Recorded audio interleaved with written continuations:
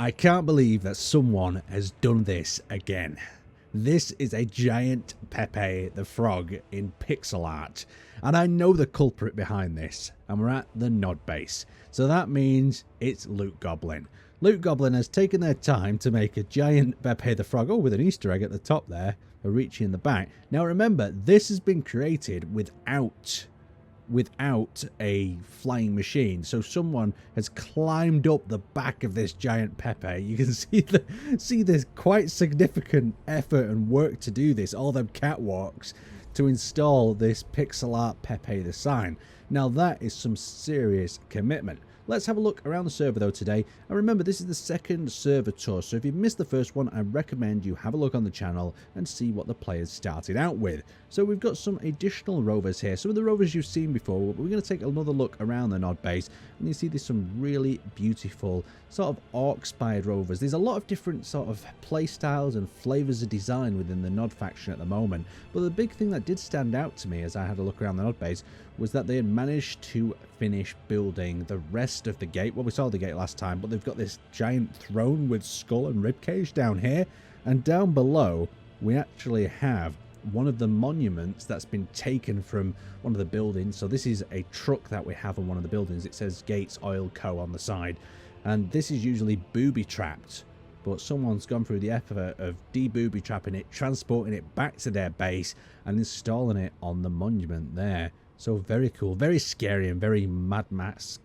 sort of esque vibe. Now inside here, loot's gone one step further as well. Walk all the way up, lean on the fence, press the button, and be tense. So this is their way of deciding, if it's set up and working, of which faction to choose to attack. So you can see that they've got this little divider here at the top. Loot Goblin's quite PvP oriented. He likes a PvP challenge. And each of these sort of windows here, where it says online, shows a different faction. So you can see it's chosen how at the moment to attack. So this is kind of a fun way of doing it, something a bit different. You know, the timing system working in the background there, and who will it stop upon? Let's have a look. So we can see them load in PSO. So there you go. That's just a fun way of doing PvP, especially for a PvP focused faction who don't really just want to pick or feel like they're picking on one particular faction. Now the next base that we have arrived at is JWA, or the Jawa faction.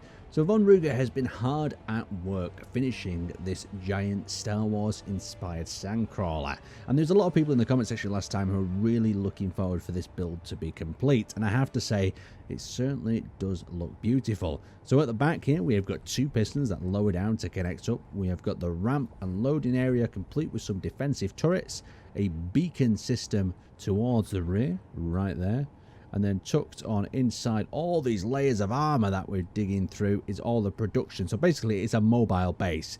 So we'll go up to the cockpit area up here. We'll have a little bit of a look around as well.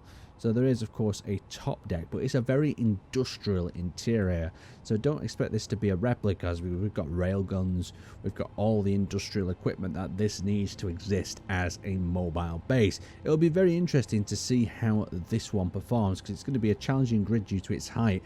I don't know if it'll be a little bit wobbly due to its narrow wheelbase as well, but I'm hoping for good things from this giant Jawa sandcrawler. Now next up we're over at TNT's mobile vehicle base thing. Now this is the Sand Shark, and you can see it's still pretty heavily damaged from one of our events. So you can see the Sand Shark lettering's been completely destroyed off the side. TNT logo is still on that side there, but this has been a really cool mobile base, and TNT have a lot of members. So it means when they get inside here they can usually multi-crew multiple of these artillery turrets and also have their rovers running about, and that's what I really wanted to look at from the TNT grid. They've upgraded their mobile rovers considerably to these tank-like builds.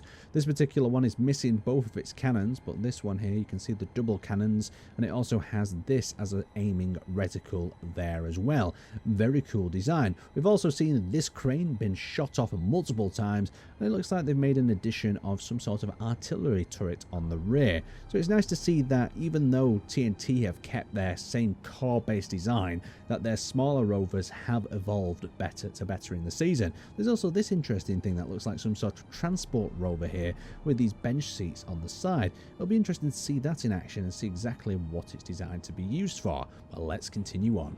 Now our next stop is RAB's base. Now RAB have done what they're good at, where they've taken existing designs and improved them. So from last time you can see they have now got 2 of these smaller rovers, both suffering a little bit of battle damage. Maybe this one's a bit better than this other one. Still a bit more work to do to repair them up from the previous battles and events. And you can see they have got their larger variants that they're working on as well. Now RAB did notice something in the past previous events, is when a smaller rover just get close underneath these rovers, there is not too many turrets that can actually angle down and shoot. And even from quite a distance like this, you can see that them larger turrets up there are struggling to get their angles down upon them, especially this larger artillery turret up there. So that's something I think they're going to be working on. And with these smaller designs, you can see that the turrets do have a better angle and can hit targets that are closer rather than having these blind spots. But what the RAB rovers are really good at is this massive volley of weapons that they have towards the front. This can often stop a large rover in its tracks. And don't forget about this cool little transport vehicle that's been absolutely battered by the look of it. You can see it's missing a load of blocks out of it there from the previous events, but still very cool. Down below, of course, we've got the rest of the RAB vehicles. So we've got some light attack rovers. And in this one, we've got some more light attack rovers and a little GP style vehicle there as well. And then on the upper floor, we've got some of their repair vehicles there as well. So not too much come along with the base here, but just definitely an evolution of their rovers as they're trying to develop and build slightly different designs to combat new tactics that they're seeing on the server. Now, the next base we arrived at is ANA's, and I have to say this is a little bit of a sad one. Now, last time we looked, we just saw this bridge being constructed and this light construction yard. You can see with the scaffolding there on the left. Now, after that, we heard that Alice wanted to build this massive fancy compound and they had blueprints pre-constructed.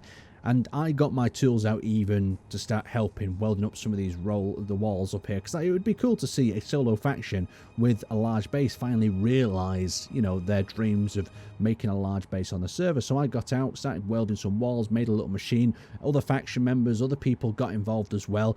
And with all that help, Alice managed to get up a large variety of this sort of perimeter construction. So it was really cool to see the community come together like that.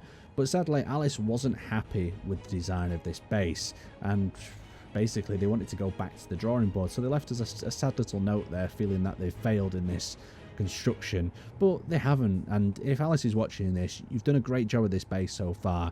I mean, I love these perimeter walls. I like the towers that are going on here, and I think you just really need the support of both myself, the mod team, and the rest of the community to continue building. And I think this is an issue that we all have in the space engine community, where we feel that our builds ain't good enough. But to get better, you need to keep building. It's as simple as that. Anyway, let's move on to our next faction's base. So now we've arrived over at GMC's base, and GMC's base has come along quite a lot.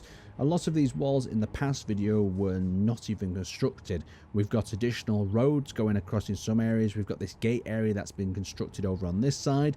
You can see that there's a cool mining drilling rig over on this side here as well, complete with a spotlight on the arm. They've got their 3D printer up and operational fully. They've got these little gates constructed, mining and welding and grinding rovers, but more importantly, this really cool truck that we've seen in different variations show up to our events. Now, in the first event we saw it with a giant railgun on the back, and then the next time we saw it with ramps on the back, so it could actually load something onto the back of it and transport it somewhere, either one of the players' creations or something from an event or a monument. So a really cool idea. Now you can see there's another little truck that's tucked away under here in this area, catwalks for various different access points, and we've got this large hangar up here. What's in the large hangar? So as we come in, we've got various different astronauts just standing about guarding the place. We've got this cool sort of APC type rover over here. Another cool little six-wheeler tucked inside there with a turret and like a troop transport area in the back. And then we have got this really awesome tank that now we've seen. We've seen this on quite a few events. It has a really accurate gun, and it's taken out some rail guns in some of the other events that other players simply couldn't. You've got them gas tanks on the back there, and a remote control turret on the top. There's also this smaller little armoured vehicle down here. I like them little mesh things on the windows there. That's a cool little addition.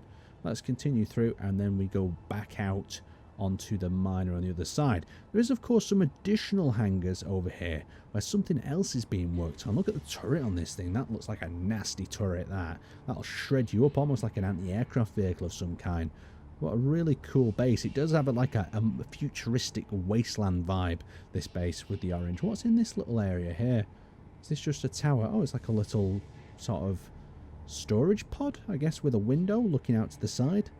A very cool base. Let's continue on. Now, the next base we're arriving at is Mop's. Now, Mop have had this cool little yellow rover slash machine before, but this is pretty new to this servitor. Of course, we've seen it in some of the events, but this has got this giant railgun cannon stuck inside here. Does anyone recognize this vehicle? Does it have anything visuals similar with a modern day vehicle, but a giant version of it? Perhaps it's a BTR. At the back, we've got this loading ramp. So the loading ramp can store a smaller vehicle or APC in here. Really useful when traveling to events, especially as like a 1 or 2 player faction. So you can have both of your players armed, and that is a fully rotating turret. And as we found out in the events, it has pretty good elevation and sort of lower elevation as well, depression.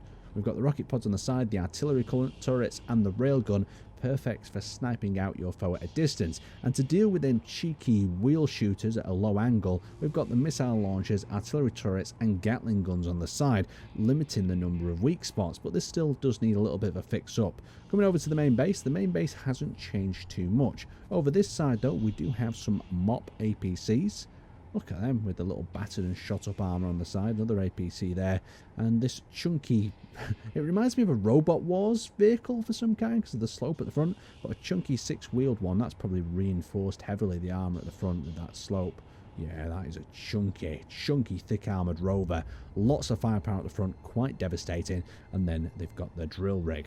Let's continue on. So now we've arrived over at NBS. And NBS, last time we saw them, they had this same mobile base type structure. They've in fact worked on a turret, but it looks like it's a very sort of temporary turret construction. It's still undergoing a lot of work, because I can't imagine that the turret is just going to be that, because that just get blown off in seconds. So this is both a mobile base and a giant fighting vehicle as well. And when we've seen this show up to events, it can be a little bit too heavy. So heavy that this rover under here, see this purple one, has actually been used to push it up and down some of the slopes. But this one's a nice little compact combat rover that can be dropped from the belly of this large one up here. Now going inside, we have some of these rovers here. Now these are explosive rovers, so they're designed to drive in and detonate. I don't know if this one's got a detonatable payload, but drive in, detonate, take out walls, take out key infrastructure of the road ahead, and continue on. There's of course their compact truck that we've seen with a little mobile spawn point on the side there, but there doesn't seem to be too many new additions to this one from MBS. But I was hoping for more of the turret design being furthered, but it was one of the grids that you guys had requested to come back and have a look at, so it would be nice before the end of this season that has been extended to see a proper turret stuck on the top of this large mobile grid. But once again, this mobile grid suffers the issue of when there's smaller rovers fighting around it, there is not many turrets that can actually engage them. Most of the turrets are mounted on the top, so that means that they've got range to about here, but then once you get into this area, there's kind of a big blind spot available to this rover, so wheels become very vulnerable. Anyway, something to think about. Let's continue on. So the next base many of you requested a bit more of an update on was the TGS base, another solo faction. Now last time we saw them building this foundation, this giant foundation over here, and it might have been a case of another solo player taking on a little bit too more, but this perimeter wall looks absolutely fantastic. If this thing would have been completed, it would have made one hell of a fortress. But as you can see, there has not been too much progress on the top here, apart from this wall strip that's been built there. Also, there has been a bit of progress on this crane-like vehicle. You can see how it's got that crane on the top there with the welder to help weld up the structure. But it is a big project for a solo player. But that's as far as they've got, and it has been extended an additional week this season. What's this over here? We've got some wreckage. We've got the TGS Triker that looks like it's been sent over to the side here, but that's got a cool little compact turret on over the side. Yeah, it'd be nice to see a little bit more of this base completed, or perhaps some more rovers being focused on from TGS. Is there anything down in the substructure that I've missed? No, so still a shell down there. Let's continue on. We've got one more to look at. So the final base that we've arrived at is BSY.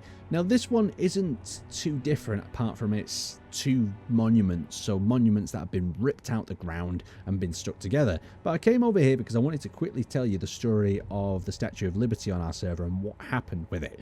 So this is the original location of the Statue of Liberty looking over this road. It did have a head, then a player stole the head, then a player tried to steal the whole Statue of Liberty.